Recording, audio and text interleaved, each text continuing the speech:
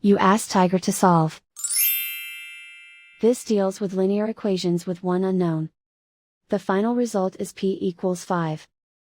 Let's solve it step by step. Group all constants on the right side of the equation. Add 30 to both sides. Simplify the arithmetic.